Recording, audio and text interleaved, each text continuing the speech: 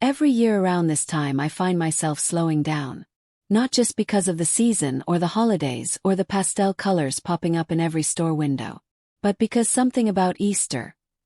It just makes me pause. It's like the world whispers. It's time to reflect. It's time to remember.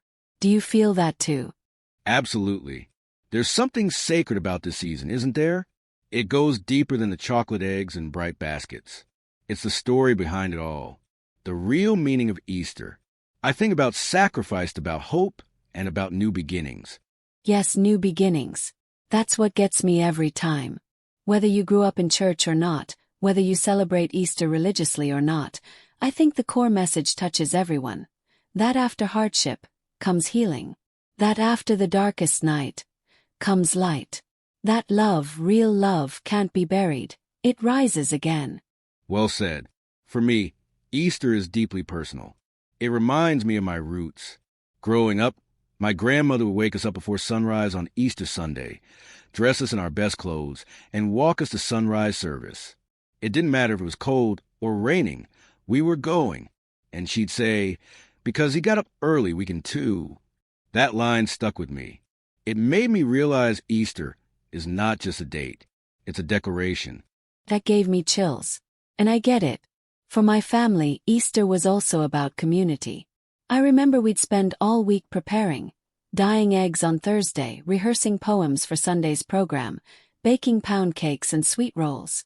But it wasn't just tradition. There was always this sense that we were celebrating something real. A risen Savior. A love that overcame death. That's the heart of Easter, isn't it? The resurrection of Jesus Christ. It's the core of the Christian faith. It's the moment everything changed, for history, for humanity, for eternity. And even for those who might not know the full story, there's power in hearing it. So let's tell it. Let's walk through the story again like it's the first time. For us, for them, for anyone who needs a little hope today. I'm with you. Let's go back. Let's begin where the sorrow starts, with the cross. It's impossible to talk about Easter without first talking about Good Friday. Because before there was resurrection, there was death. Painful, public, undeserved. The Son of God, nailed to a cross between two criminals. It's hard to imagine, right? The same Jesus who healed the blind, walked on water, fed thousands. He was betrayed, beaten, mocked, crowned with thorns. And for what? For loving too well?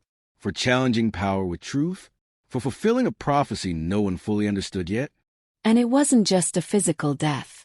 It was spiritual, emotional, relational. His disciples scattered. His friends denied him. The sky grew dark. And even Jesus cried out, my God, why have you forsaken me?" That part always hits me because it reminds me he felt what we feel. Abandonment, fear, grief. Yes, and yet, in that moment, he was still carrying love, still thinking of others. He forgave those who hurt him. He told the thief next to him, "Today you'll be with me in paradise." He looked down at his mother and made sure she'd be cared for. That kind of heart, that kind of mercy, that's divine. Then came silence. Jesus gave up his spirit. And the earth trembled. The veil in the temple tore in two. A Roman soldier stood there and said, "Truly this was the Son of God." Even the enemy recognized what had just happened. His body was taken down and laid in a borrowed tomb. And just like that, hope seemed gone. His followers hid. His enemies celebrated. And for 3 days, the world waited. But that third morning changed everything. Women, the very ones overlooked in that time, were the first to witness the miracle. They came to the tomb and found it empty. An angel said, "He is not here. He is risen just as he said." And from there, the news spread like fire. Jesus was alive. He began appearing, first to Mary Magdalene, then to the disciples, then to over 500 people. Not a ghost, not a vision, but alive, eating, walking, teaching. That's what stirs me. The resurrection wasn't just spiritual. It was physical, real. Flesh and blood. He defeated death in every form. That stone rolled away wasn't just for him. It was for all of us. Every doubt, every fear, every failure rolled away. And that's the core of Easter. Not just that Jesus rose, but what it means for us, that love wins. That death doesn't have the final word. That no matter how dark Friday feels, Sunday is coming. Phew, you said that. And we need that message now more than ever. With everything going on in the world, pain, war, division, loss, we need the reminder that there's still life after loss. Still light after darkness. Still joy after mourning. Still peace in the storm. And that's why Easter matters. It's not just a story from the past. It's a lifeline in the present. That makes me think. How do we carry that message forward? How do we live in resurrection power, not just celebrate it once a year? Maybe it starts by remembering who we are. Easter is proof that we are loved, chosen, redeemed. It's not about being perfect. It's about being made new. Amen. And maybe it also means loving people the way Jesus did. Forgiving freely. Serving selflessly. Being a light even when we feel surrounded by darkness. That's powerful. Because the resurrection didn't just change Jesus' story. It's supposed to change ours. It gives us courage to rise again after failure, after heartbreak, after tragedy. Yes. Because if he could rise from death, we can rise from anything. That's the hope of Easter. And that's worth talking about, worth living for, worth celebrating. Let's begin where the sorrow starts, with the cross. It's impossible to talk about Easter without first talking about Good Friday. Because before there was resurrection, there was death. Painful, public, undeserved. The Son of God, nailed to a cross between two criminals. Beyond the powerful message of resurrection, I've always loved the way Easter brings people together. Through tradition. Whether it's a sunrise service, a church choir belting out He Lives, or a table full of food, Easter has this way of uniting hearts. Definitely. In my family, it was always about community. We'd all pack into my auntie's little house after church. Cousins running around in itchy dress clothes, people laughing in the kitchen, sweet tea flowing like water. Somebody would always burn the mac and cheese a little, but nobody cared. It was love. Ours was similar.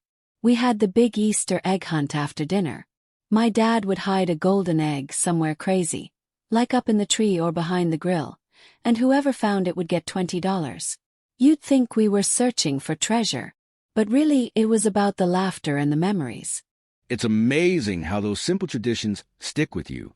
And it's not just in the U.S. Easter is celebrated in so many ways all over the world.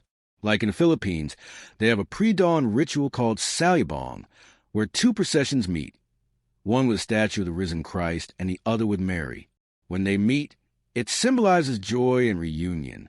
It's so beautiful. I love that. In Ethiopia, Easter or Fasika is actually considered more important than Christmas. People fast for 55 days beforehand. Then on Easter Sunday, they break the fast with a huge feast. The commitment behind it really makes you think. It does. Then there's Greece. On Holy Saturday, they light candles at midnight and proclaim Christos Anesti, which means Christ is risen, and they crack red eggs together, symbolizing the blood of Christ and the new life of the resurrection. All of it points back to that one moment, the empty tomb. No matter the culture or the language, Easter is a global echo of hope. Exactly. And while each place may celebrate differently, with lamb or ham, sunrise or midnight, gospel or incense, the heart of it remains the same, a celebration of life defeating death. And that unity is something we could all use more of. Sometimes I think the traditions are just vehicles for the bigger message. Like, painting eggs might seem like just a fun kid's activity, but when you stop and reflect, even that can symbolize rebirth. Cracking open something beautiful. Letting color pour out of what once seemed ordinary. That's deep. And it makes me think about how important it is to keep those traditions alive.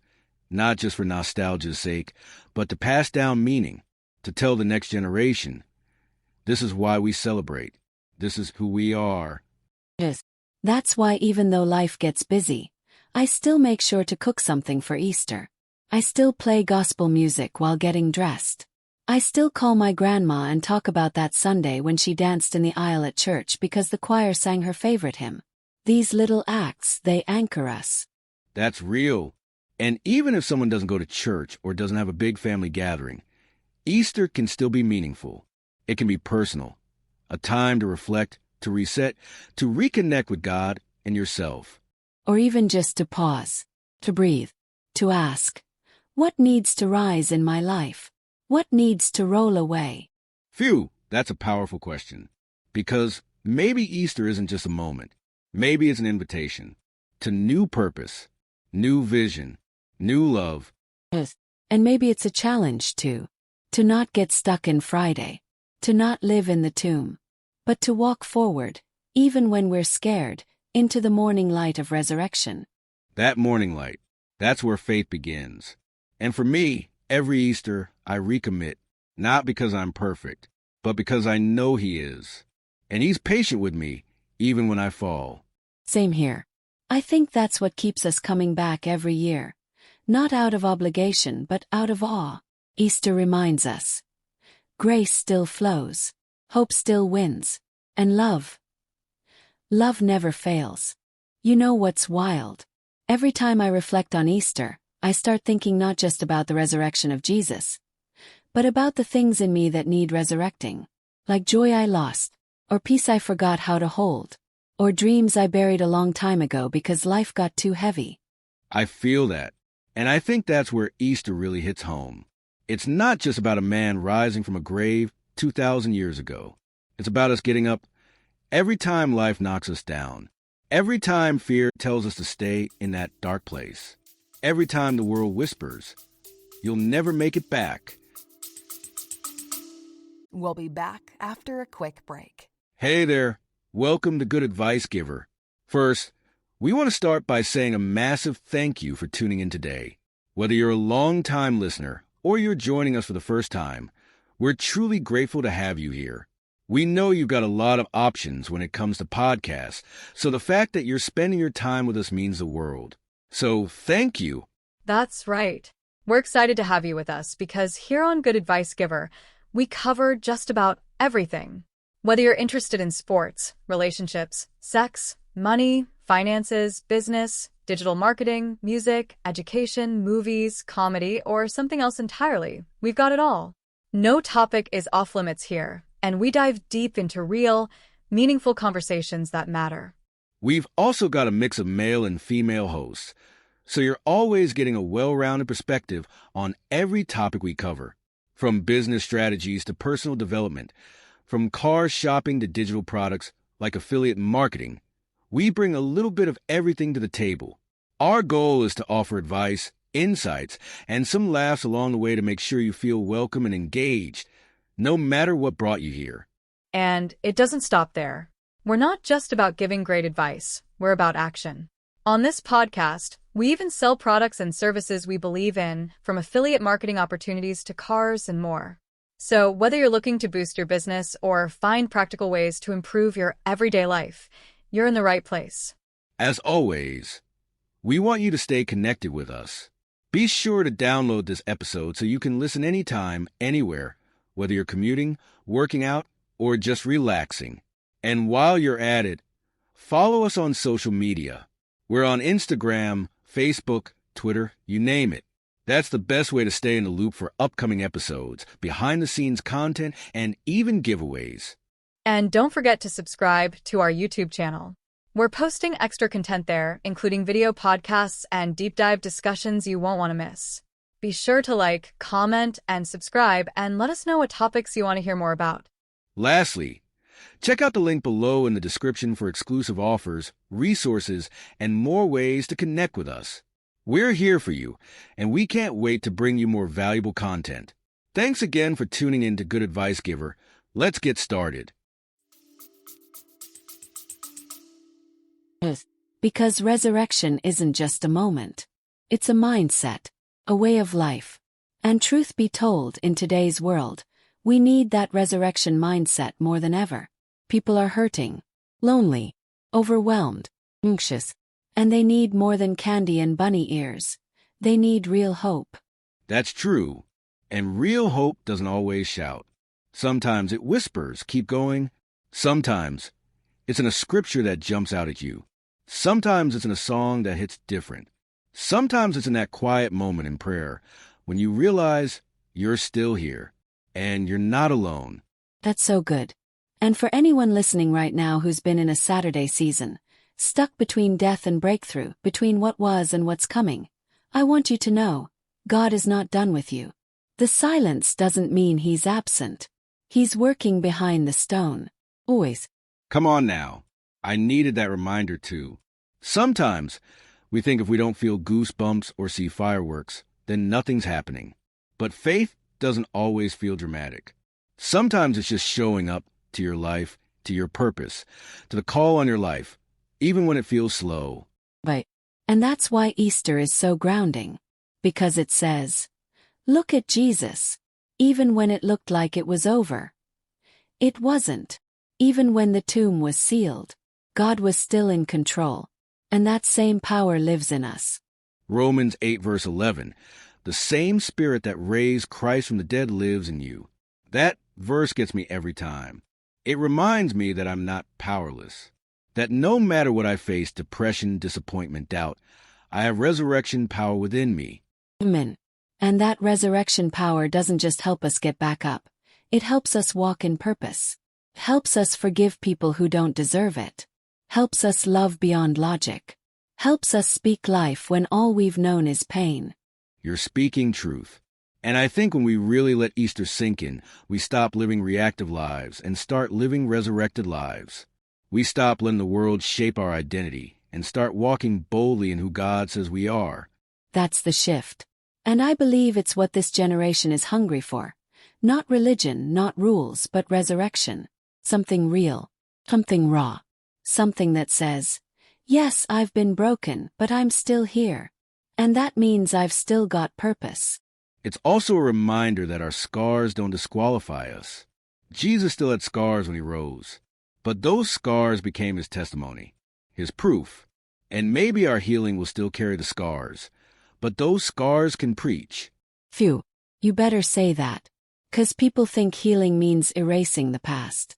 But Easter shows us healing means transforming the pain. Redeeming the loss. Using what broke you to bless someone else. Exactly.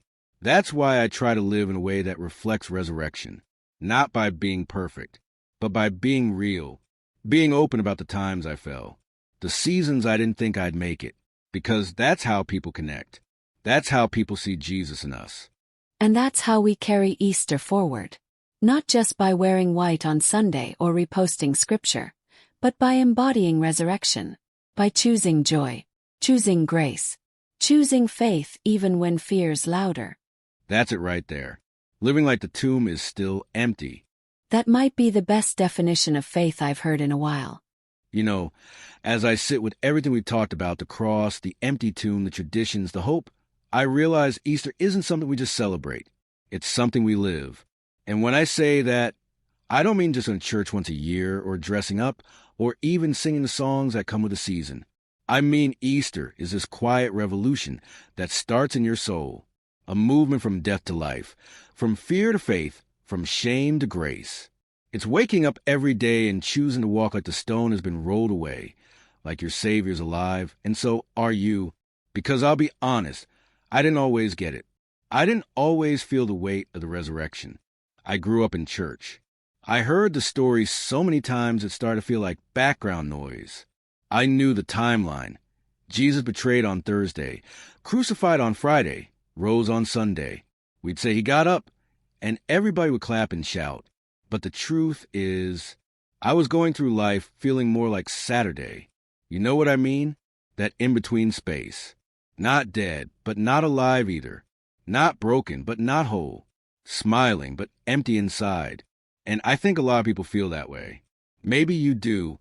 You're going through motions, showing up, doing your best, but deep down you're wondering, is this all there is? You feel like something's missing. Something sacred. Something powerful. That's what Easter brings back. It reminds us that Jesus didn't just die to save us from something. He died to save us for something.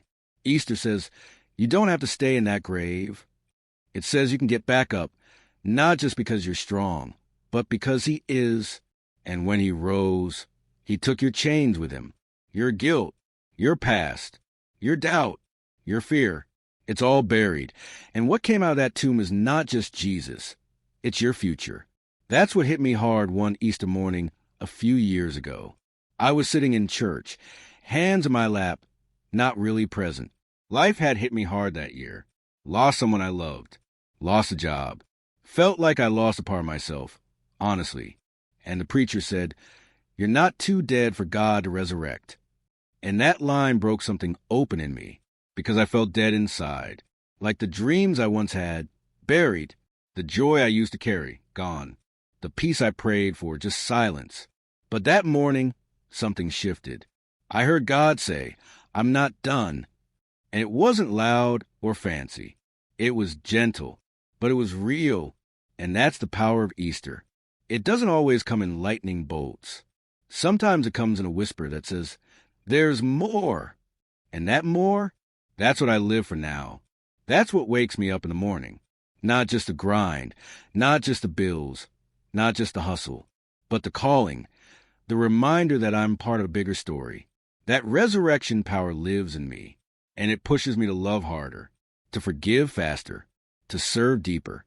Because Jesus didn't just rise to save us. He rose to send us. He said, go tell the world. Go make disciples. Go love the broken. Go be the hands and feet. And you don't have to be a preacher or pastor to do it. You just have to be willing to rise each day and say, "Here I am, Lord. Use me." You see, resurrection isn't a one-day event. It's a lifestyle. It's waking up every time life knocks you down. It's choosing hope when anxiety tells you to shut down. It's choosing peace when the world gives you every reason to panic. It's remembering that you are not your past, that Jesus paid for all of it, and that payment cleared. And maybe that's the part people struggle with. Forgiveness, forgiving others, forgiving themselves. But if Easter teaches us anything, it's that grace isn't earned, it's given. And it's not about what we've done, it's about what he did. His blood paid the price. His body bore the weight. And his resurrection opened the door to freedom. So if you're listening right now and you've been walking through life with shame heavy on your back, Easter says you can lay it down. You are not your worst decision. You are not your darkest night. You are not what they said about you. You are what God says about you. Redeemed, restored, beloved, chosen. That's not just poetry. That's power. And it's personal for me. Because I know what it's like to question your worth. I know what it's like to feel forgotten. But the tomb proves otherwise. It says you matter so much that God himself stepped into your pain, took your place, and gave you a new name. And now, when heaven sees you, it doesn't see your sin, it sees a son. That's the gospel. That's the good news. That's Easter. It changes the way you think, the way you talk, the way you walk. And more than anything, it changes the way you love. Because Jesus didn't die just for perfect people. He died for the broken, the confused, the lost, the liar, the doubter, the addict, the outcast, the tired mom, the overworked dad, the lonely teen, the overwhelmed college student, the anxious entrepreneur, the silent sufferer. He died for us. And if that's true, how can we not live like it? How can we not love people with that same radical compassion? How can we not get up each morning and say, "Thank you for another chance. Now let me use it to make someone else's day brighter"? I guess what I'm saying is this: Easter changed everything. And I don't just mean back then, I mean right now. It's still changing lives, still changing hearts, still calling dead things back to life, still whispering, "There's more for you." So wherever you are right now, in your car, in your kitchen, on a walk, or lie in bed, I want you to hear this. You are loved. You are seen. And no matter how far you've fallen, or how long you've been stuck, resurrection is still possible. Because he lives, you can face tomorrow. Because he lives, fear has to bow. Because he lives, grace wins. Every time. This Easter, I'm not just celebrating a story. I'm living it. And I hope you will too. If I had to sum up Easter in one word, it would be invitation. Not just an event, not just a celebration, but a divine, open invitation to rise again. And I think that's something we all need more than we admit. Permission, no power, to rise from what tried to bury us. To rise from the loss, from the loneliness, from the guilt, from the seasons where we cried ourselves to sleep, and the ones where we forgot how to dream at all. Easter to me is God's way of saying, it's not too late. And I don't say that lightly, because I've had seasons where I thought it was too late, where I felt like I had missed my chance or my calling or my moment, where I thought I'd never feel joy again. I'd smile in front of people but inside felt hollow, like a shell of the woman I used to be, like my spark was gone, and I was just existing. But Easter doesn't just tell us that Jesus got up, it tells us we can too. That's what shifted everything for me. It wasn't just knowing that Jesus rose. It was realizing why he rose. For me. For you. For us. He didn't rise to impress anybody. He rose to redeem everybody. He rose to silence shame, to shatter fear, to break generational curses, to restore dignity, to bring light to the darkest places. And when I understood that, when I really let it sink into my bones, it changed the way I saw everything. Changed how I walked through heartbreak, how I handled rejection, how I carried myself, even when the world tried to shrink me. Because resurrection doesn't mean everything goes back to the way it was. It means everything becomes something new. It's not restoration to your past. It's elevation into your purpose. And the thing is, I know so many people who feel like they're stuck in a tomb. Not a literal one but a mental one. An emotional one. A relationship that's draining them. A cycle they can't seem to break. A shame they just can't shake. A silence they don't know how to speak through. If that's you, I want you to know something. The stone is already rolled away. You don't have to fight your way out. You don't have to earn your freedom. Jesus already did that. All you have to do now is walk in it. That's the hardest part, isn't it? We say we believe in resurrection, but we still live like we're in the grave. We still hold on to the version of ourselves that died in disappointment. We still rehearse old conversations. We still carry the weight of old mistakes. We still wonder if we're too broken to be used. But Easter says, no, you are never too far. You are never too lost. You are never too late. Jesus didn't rise so we could live small. He didn't defeat death so we could live in fear. He rose so we could live free. And I think that's the journey I've been on, learning to walk like I'm free. It's not perfect. It's not linear. But it's real. And every day, I get better at recognizing the voice of God over the voice of guilt.